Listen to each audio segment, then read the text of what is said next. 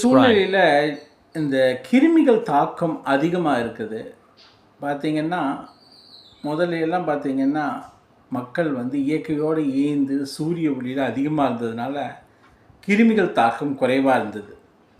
ஆனால் இன்றைக்கி பார்த்திங்கன்னா கொரோனாங்கிற ஒரு பெரிய இஷ்யூ வந்து உலகம் பூரா வந்தது மட்டும் இல்லாமல் அடிக்கடி இந்த ஜலதோஷம், அப்புறம் கிருமிகள் தாக்கம், அலர்ஜி, நிறைய இஷ்யூஸ் வந்து கிருமிகள்னால் உருவாகுது. இதுக்கு வந்து மெயின் காரணமே மனிதன் வந்து சூரிய ஒளியிலிருந்து கொஞ்சம் கொஞ்சமாக விலகி இருந்தது தான்.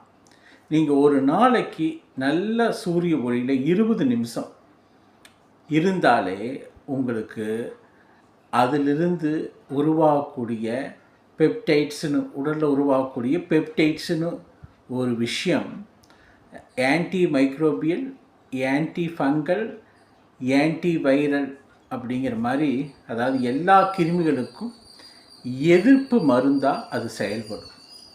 ஸோ ஒரு 20 நிமிஷம் 11 மணிலேருந்து 3 மணி வரைக்கும் இருக்கக்கூடிய நல்ல சன்லைட்டில் டைரெக்டாக இருந்தீங்கன்னா அதே வந்து உங்கள் உடம்பில் நோய் எதிர்ப்பு சக்தி, அதாவது கிருமிகள் எதிர்ப்பு சக்தியை உருவாக்கக்கூடிய மருந்தான பெப்டைட்ஸை உருவாக்குது.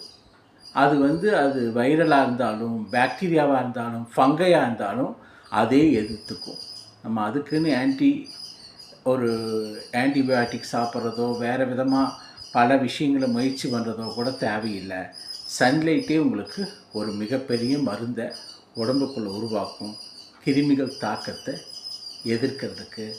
ஸோ ரெகுலராக இந்த ஹேபிட்டை வச்சுக்கலாம்.